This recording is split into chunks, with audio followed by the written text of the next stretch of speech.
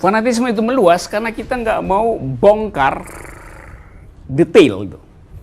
Contoh tadi soal jilbab ya. Kalau misalnya saya pakai jilbab, lalu orang bilang saya ISIS gitu. Saya bilang, enggak, saya pakai jilbab sebagai fashion.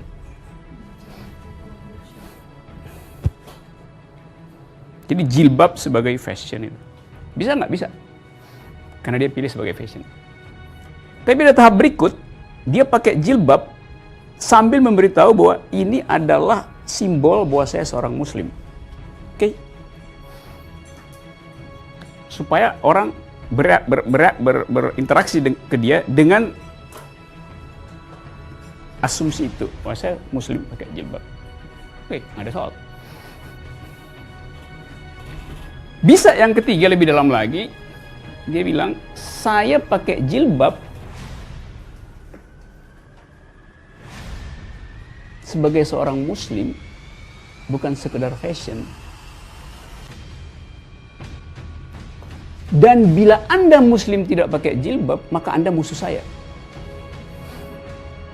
Ada deepening, ada pendalaman value itu. Tadi dalam jilbab yang sama, warna bentuknya sama, statusnya tadi sebagai fashion, sebagai perkakas aksesoris perempuan. Status kedua, dia jadi simbol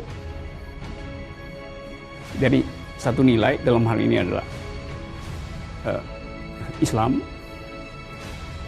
Status ketiga, dia menjadi identitas.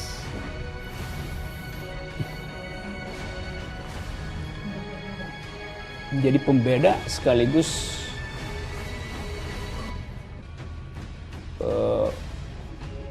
akibat-akibat dari pembedaan itu.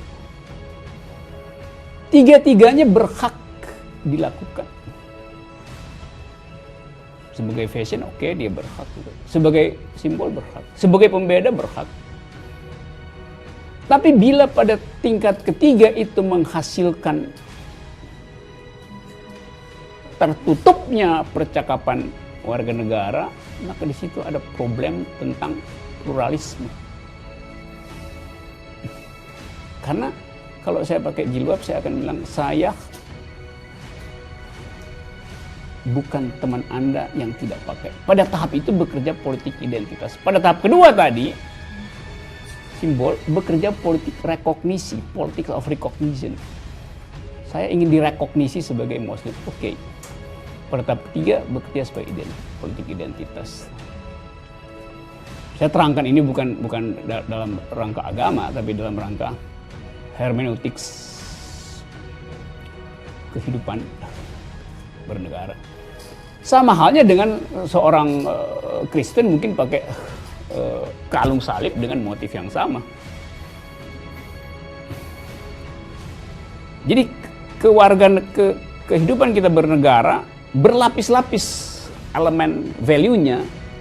Tapi kita seringkali anggap satu aja tuh. Padahal kita mesti uji sebetulnya. Itu namanya mengkritik simbol dengan fasilitas hermeneutik itu. Bahwa dia mau mengucapkan apa dengan simbol itu.